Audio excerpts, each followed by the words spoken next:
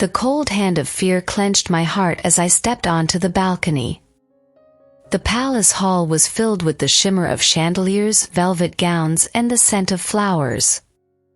In the whirl of the dance floor, hundreds of people spun around, yet I felt horribly alone.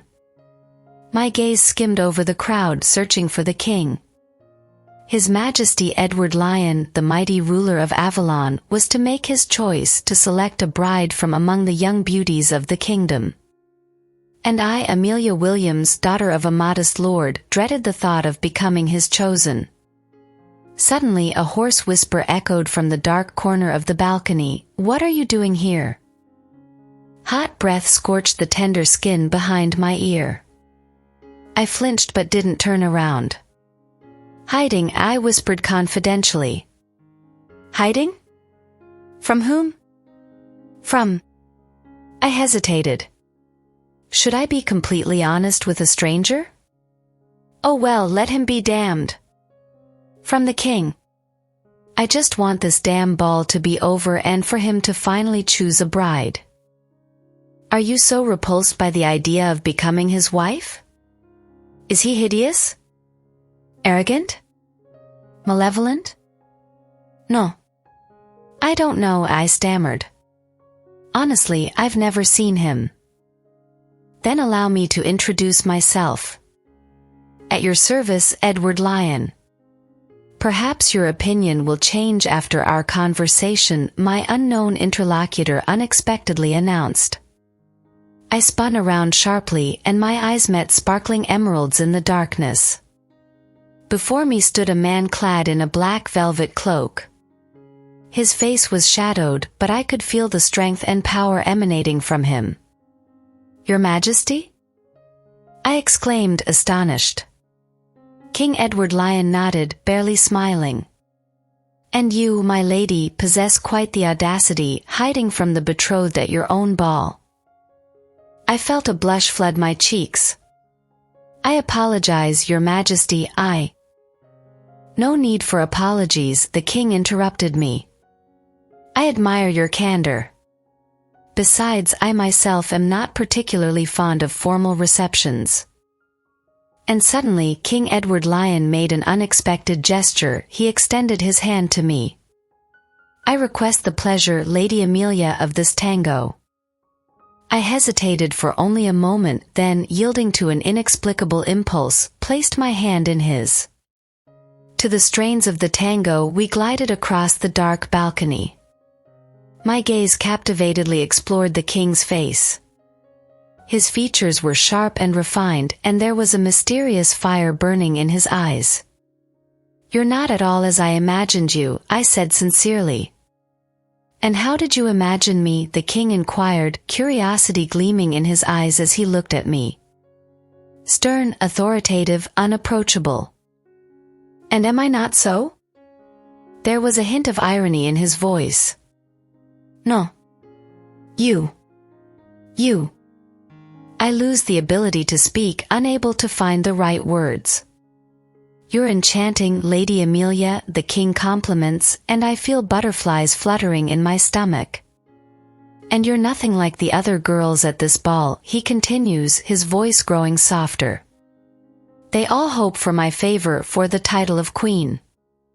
But you hide from me." His words strike me. Am I truly the only one who doesn't aspire to become his wife? "Why did you want to escape, Lady Amelia?" the king asks, his grip on my hand tightening. I confess that I've never dreamed of a lavish life in the palace. I prefer quiet evenings with a book, walks in the garden, and conversations with my father.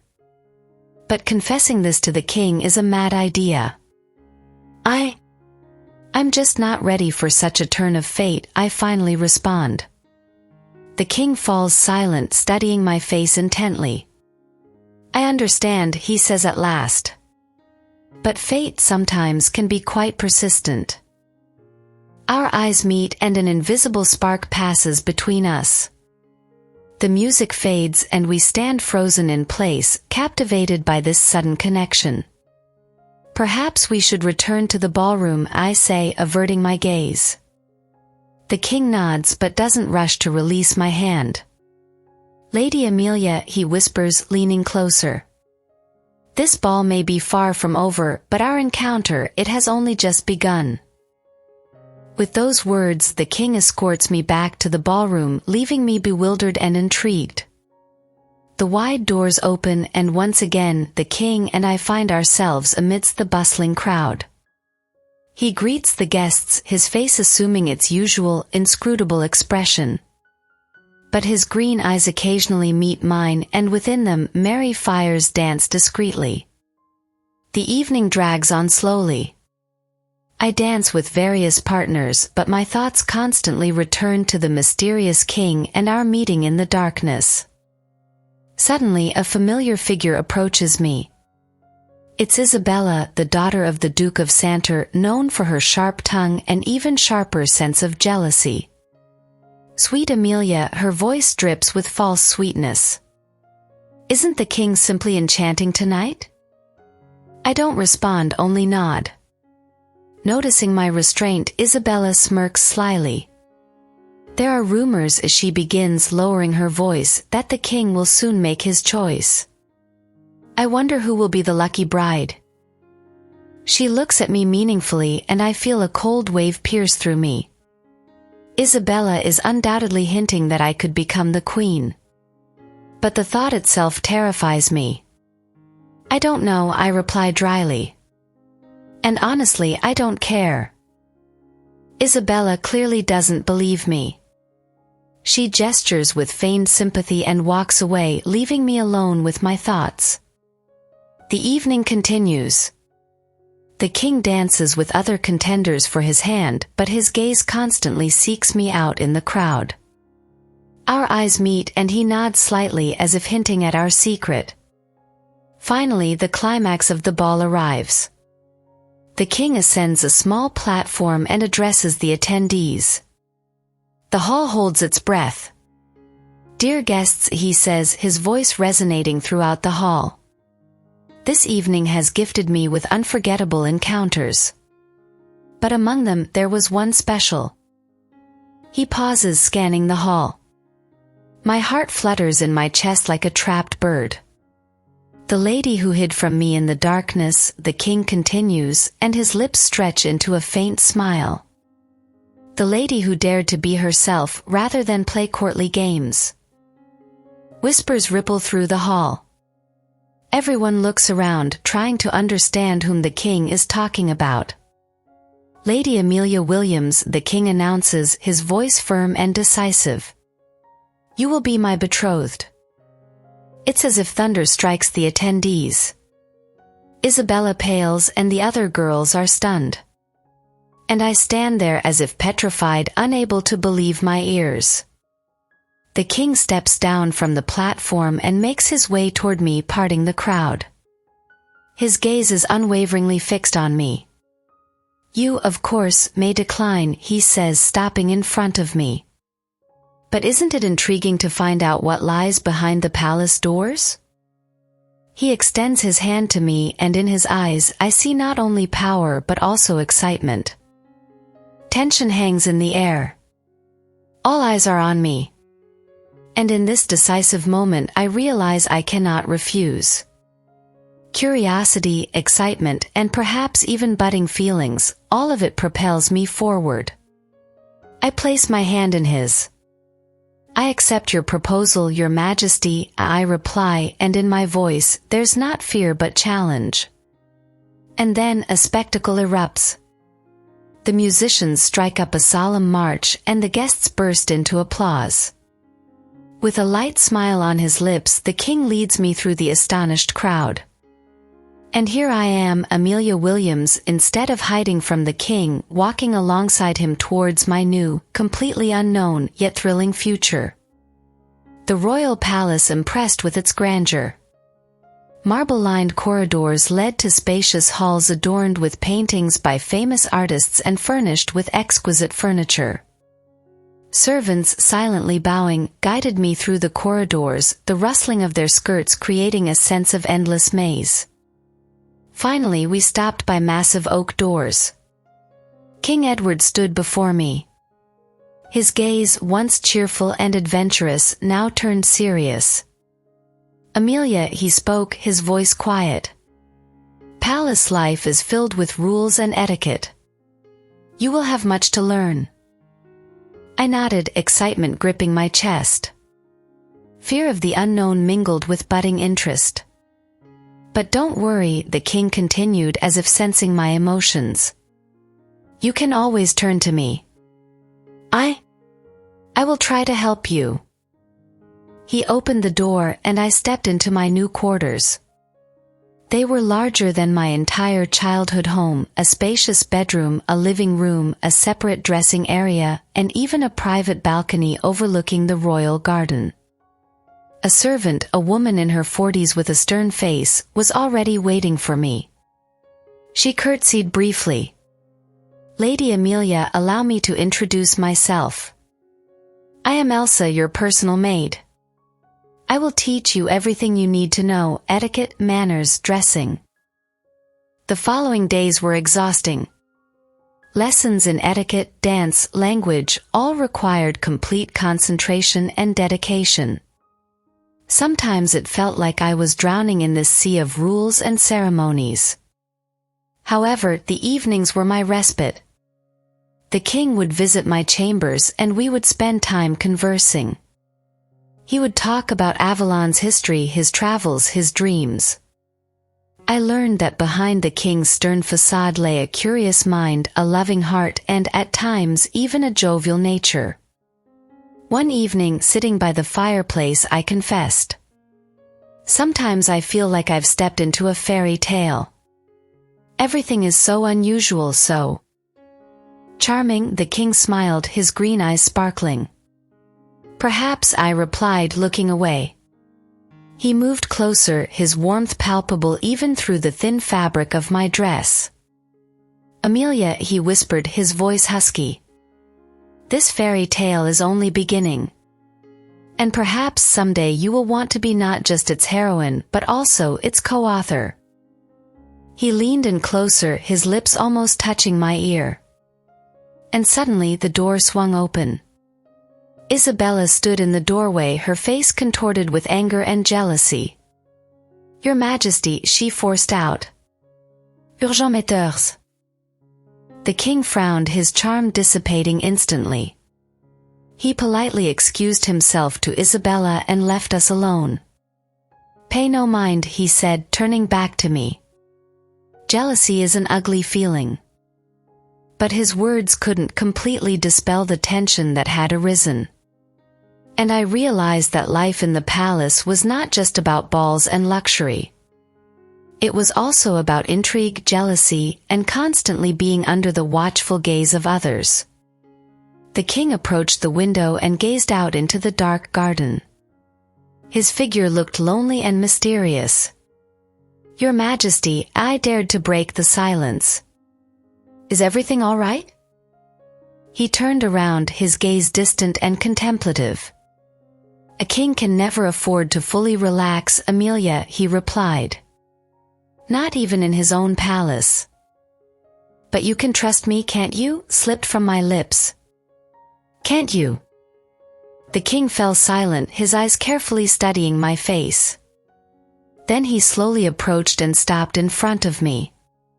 "Trust is a delicate matter, Amelia," he spoke softly. "Especially in this place, where walls have ears and servants have long tongues."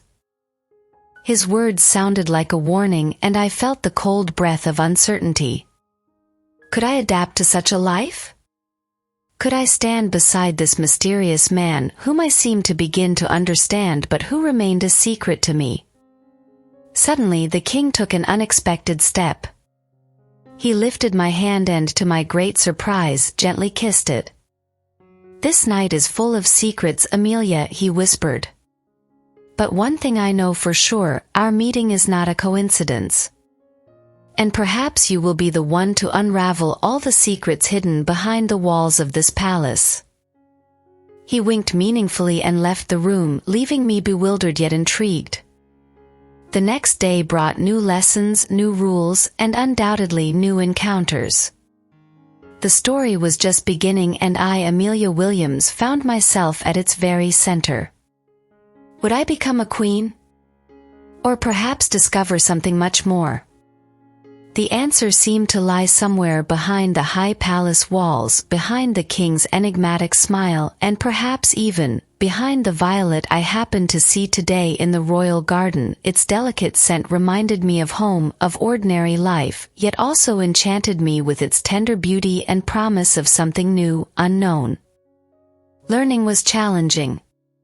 Etiquette proved to be a true battlefield, countless rules, ceremonies, and unspoken laws, the violation of which could turn into a disaster. Not only the stern looks of the servants but also the sharp glances of the court ladies watched me. Isabella stood out among them. She never missed an opportunity to taunt me, to hint at my origins and insecurities. Once, during a dance lesson, she clumsily pushed me, causing me to stumble. I almost fell, but the strong hand of my partner, young Duke Philip, caught me. "Forgive me, Lady Amelia," he whispered, his eyes filled with concern. I thanked him, feeling my cheeks flush. Philip, heir to an influential family, always treated me with respect, unlike others. After the lesson, I noticed Isabella whispering with a group of girls. Their eyes were directed at me and I felt the cold drops of suspicion on my back. In the evening, during the king's next visit, I told him about the unpleasant incident. "Pay no attention to their intrigues, Amelia," he reassured me, his voice firm. "Jealousy always accompanies beauty and success." "But what if they turn you against me?" I asked, not hiding my apprehension. The king stopped, his gaze momentarily becoming inscrutable. "My opinion of you does not depend on their gossip," he finally replied. "Besides, you yourself saw how Philip regards you with sympathy." He smiled slightly. "Perhaps you should pay attention to him." I felt my heart skip a beat. Is the king suggesting that I seek support from others? But isn't he supposed to protect me himself? Disturbed, I averted my gaze. This conversation left a sour taste. The following days were filled with lessons, official receptions, and mysterious messages. One morning I found a white rose on my windowsill. Its petals were as delicate as silk and its subtle fragrance filled the room. "From whom is this?"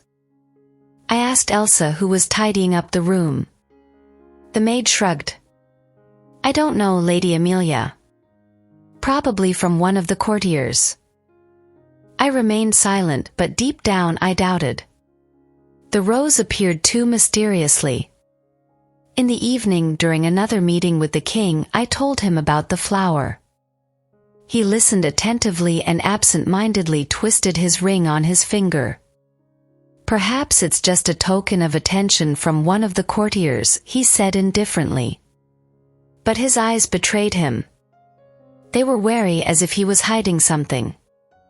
Days passed with learning and official duties. The rose was no more, but the feeling of being watched didn't leave me.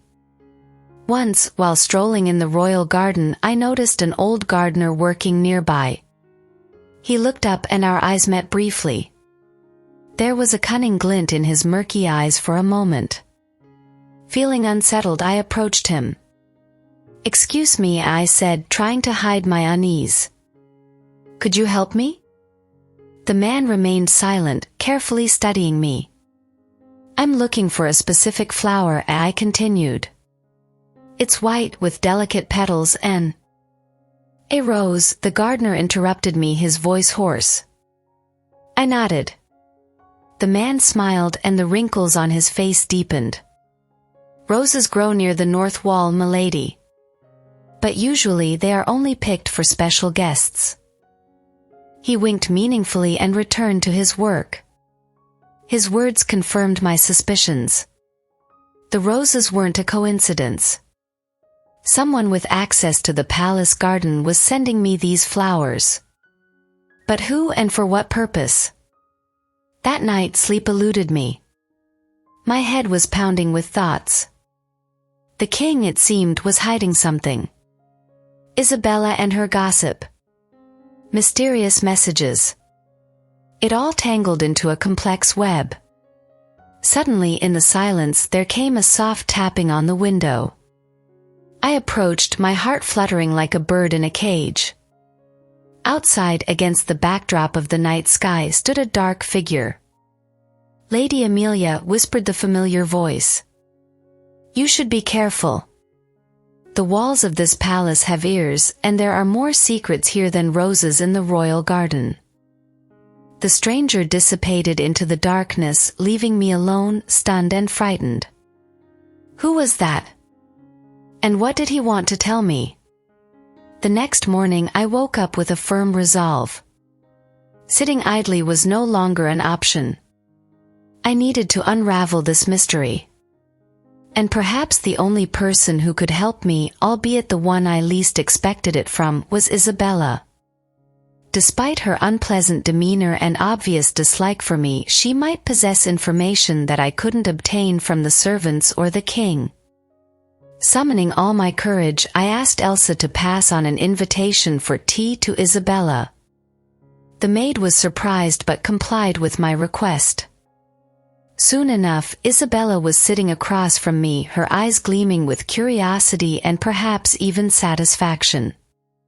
"How may I be of service, Lady Amelia?" Her voice dripped with false sweetness. I told her directly about the mysterious roses and my feeling of being watched. Isabella listened attentively, her lips curling into a sly smile. "Interesting," she remarked, setting her cup down. "Have you asked the king about these flowers?" I admitted that I had. "And what did he say?" Her tone grew sharper. "He said it might just be a token of attention from one of the courtiers." Isabella scoffed. "The king is a master of half-truths, Lady Amelia.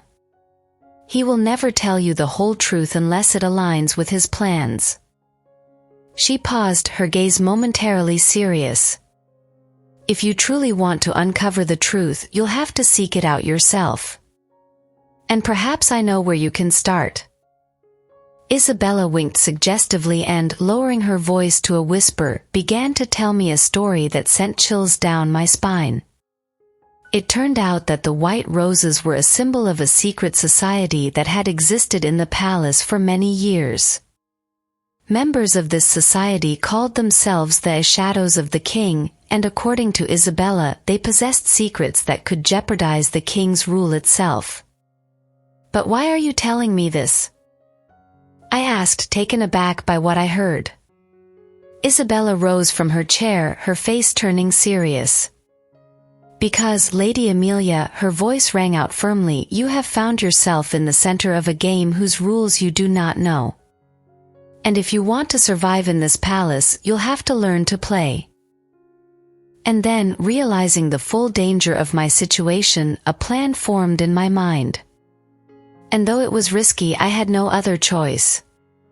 Firstly, I needed to ascertain whether the shadows of the king truly existed and what role they played in this enigma. To do that, I decided to utilize my one advantage, proximity to the king. The next evening, during our usual meeting, I steered the conversation towards the history of the palace. "Your Majesty," I began cautiously, "is it true that there once existed a secret society here?" The king raised an eyebrow, a hint of wariness crossing his face. "What exactly are you asking about, Amelia?" His voice turned firm, and I noticed his hand involuntarily clenched. "There are rumors about an organization called the Shadows of the King," I confessed, feeling the tips of my fingers grow cold. The king remained silent, his gaze unreadable. Several seconds stretched into eternity. "It's just childish tales, Amelia," he finally spoke, but his voice lacked its usual confidence. "But the white roses—" I started, but he cut me off. "Roses are simply flowers," he replied. "Nothing more." The conversation hit a dead end. The king was clearly hiding something, and I realized that I wouldn't get a straight answer from him. The following days I spent observing. I paid attention to every glance, every word, trying to catch a clue that could lead me to the solution. Once, during a history lesson, I noticed an old book lying on the teacher's desk. Its yellowed pages displayed images of white roses. "What's this book?" I asked the teacher. "It's the Chronicles of Avalon, Lady Amelia," she replied. "It contains descriptions of important events of a secretive nature." My heart raced. Perhaps in this book I would find answers to my questions. That evening, taking advantage of Elsa's absence, I approached the bookshelf and found the Chronicles of Avalon. The old cover barely held together, the pages were fragile, but I carefully flipped through them, searching for mentions of white roses. And there, on one of the pages, my eyes fell upon the image of the royal seal, a depiction of a lion against a backdrop of a heraldic lily. Below was a signature written in an elegant, ancient script: "Those who walk in darkness always leave a trace." Staring at those words, I felt a shiver run down my spine. This was undeniable proof of the existence of the shadows of the king. But who were they and what did they want? Fear mingled with budding excitement. The discovery in the Chronicles of Avalon confirmed the existence of the shadows of the king, but questions about their goals and identities remained unanswered. Clutching the old book in my hands, I realized that I had embarked on a dangerous path. Knowledge is power, but in this case it could turn against me. The next day, I returned the Chronicles to their place, trying to conceal my excitement. A cautious approach was needed. I couldn't act recklessly, as my enemies, if they existed, could be anywhere. I awaited my evening meeting with the king with particular anticipation. This time, the conversation took a different turn. "Your Majesty," I began, trying to conceal my excitement, "I would like to learn more about the history of Avalon." The king looked at me attentively, his gaze sharp and penetrating. "Why does this interest you now, Amelia?" he asked. Summoning my courage, I replied, Some things seem mysterious to me, like the white roses." The king fell silent. His face became tense, as if he were contemplating something. "Roses." He finally spoke, his voice low. "They can have different meanings depending on the circumstances." He paused, as if hesitating whether to continue. "But in the history of Avalon," he finally continued, "the white rose was a symbol." He trailed off mid-sentence.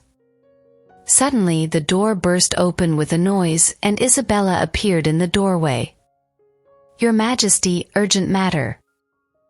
She began, her voice trembling. The king frowned, irritation flashing across his face.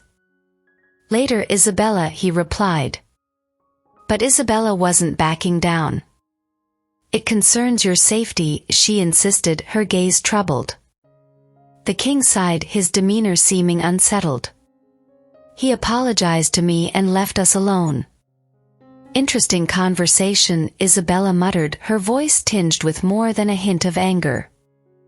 I remained silent. "You're playing with fire, Lady Amelia," she continued, her eyes gleaming with malice. "And rest assured it will burn you." She raised her chin proudly and exited the room, leaving me deep in thought. Her words sounded like a warning. But I couldn't back down. The mystery of the shadows of the king had captivated me too much.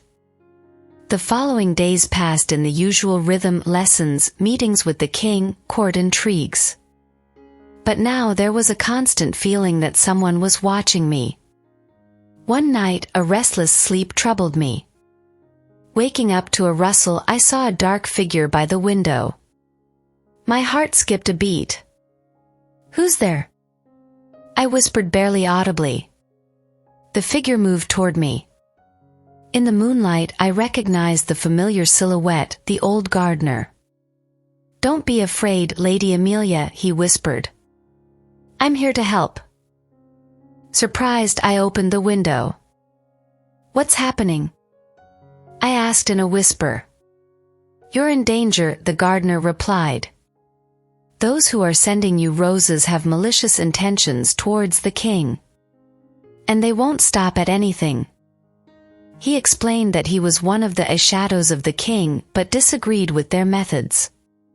He wanted to warn me because he understood that I had unexpectedly found myself at the center of their plans.